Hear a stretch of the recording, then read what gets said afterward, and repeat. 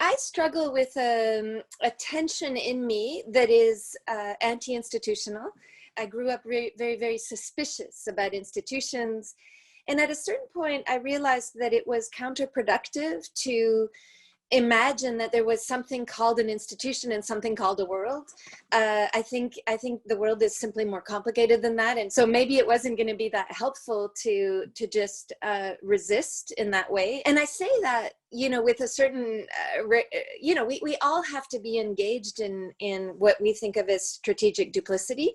We're all engaged in the system, but there's another side that I'm really, really interested in, which is how we learn from those environments that aren't directly engaged in those kinds of economies, and how we contribute to them, and how do we contribute to other ways of living.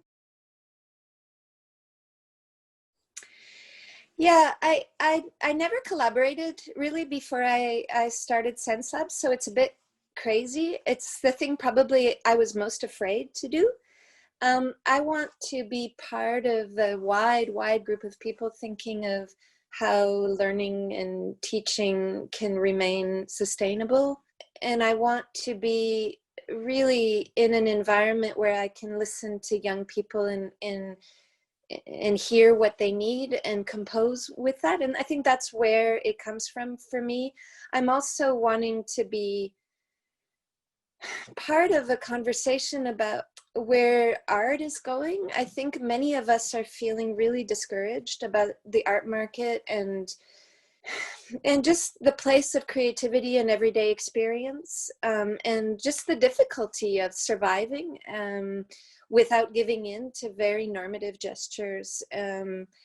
What does it mean to be a thinker and a maker today? And I just think that kind of work is what sustains me, and the desire to be part of that, not in a kind of external relationship to it where I'm organizing something, but rather really a participant in it. And that's what it's been for me to be part of Sense Lab.